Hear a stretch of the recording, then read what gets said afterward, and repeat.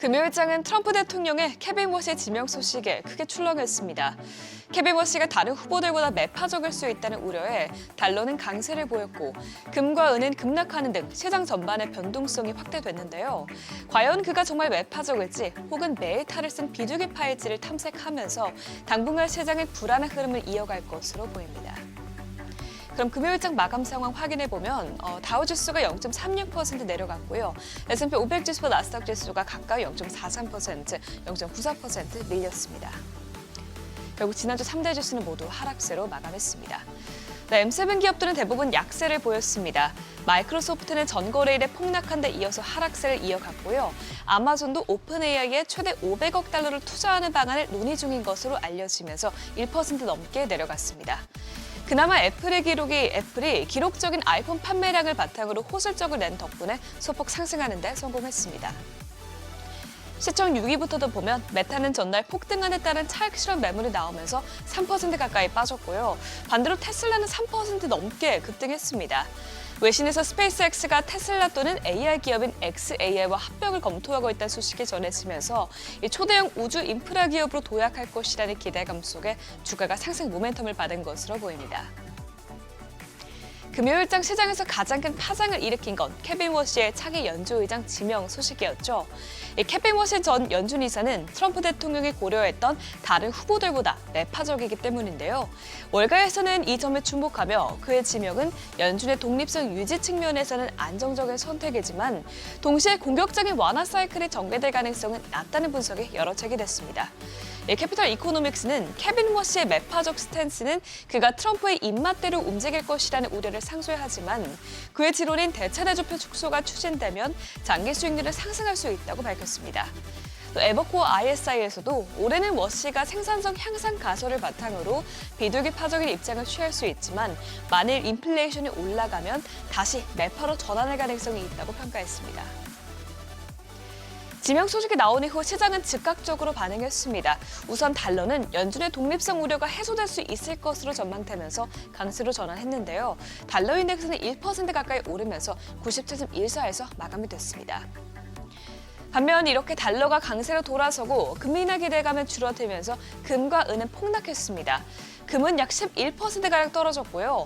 특히 은은 레버리지 거래 비중이 높기 때문에 이 마진콜이 잇따르면서 하락폭이 더 컸는데요. 하루에만 30% 넘게 떨어지면서 1980년 이후 최악의 하루를 보냈습니다. 국채 수익률은 단기물과 장기물의 흐름이 엇갈리는 베어 스티프닝이 나타났습니다. 이 쿼시가 금리 인하에 나서도 그는 대차대조표 축소를 선호하는 인물이기 때문에 이 점이 장기 금리의 상방 압력을 유발할 수 있다는 겁니다. 이에 따라 2년물 금리는 0.02%포인트 하락한 가운데 반대로 10년물 금리가 0.01%포인트, 30년물 금리가 0.02%포인트 상승했습니다. 물론 앞으로 케빈 워시가 어떤 스탠스를 보일지는 계속해서 지켜봐야겠습니다. 월가에서는 금리 인하에 협조적이지 않다면 트럼프 대통령의 지명을 쓸 리가 없다는 지적도 나오고 있는데요. 프린시펄 자산운용의 시마샤는 그가 올해 추가 금리 인하를 고려할 의향이 있음을 시사하지 않았다면 선출되지 않았을 가능성이 높다면서 현재 시장의 반응이 과도한 것일 수 있다고 지적했습니다. 실제로 지난해 케빈 워시가 월스트리트 저널에 기고한 글을 봤을 때 그는 AI는 생산성을 높여 인플레이션을 낮추고 이에 따라 금리를 낮게 유지할 수 있다고 밝혔는데요. 이를 봤을 때 생각보다 매파적이지 않을 수 있다는 분석도 제기되고 있습니다. 당분간 그의 발언을 분석하면서 시장 변동성이 계속해서 커질 수 있는 점 유의해야겠습니다. 이런 가운데 시장은 같은 날 공개된 PPI 지표에도 부정적으로 반응했습니다.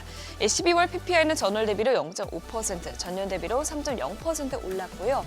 근원 PPI 역시 전월 대비 0.7%, 전년 대비로는 3.3% 오르면서 시장 예상치를 크게 웃돌았습니다.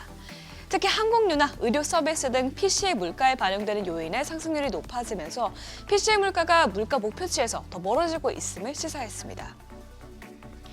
마지막으로 이번 주 주요 일정도 살펴보겠습니다. 이번 주도 역시나 빅테크 기업들의 실적 발표가 큰 이벤트 중 하나입니다.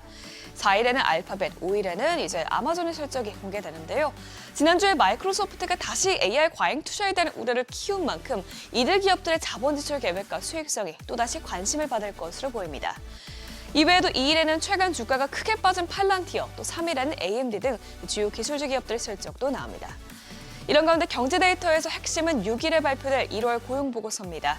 월가에서는 신규 고용이 7만 개로 늘어나고 실업률은 4.4%로 유지될 것이라고 보고 있는데요. 만일 이렇게 고용 시장이 안정화되는 흐름을 보인다면 연준 의장 교체에도 금리 인하에 대한 기대감이 더 떨어질 수 있기 때문에 주목해서 봐야겠습니다. 지금까지 굿모닝 마켓이었습니다.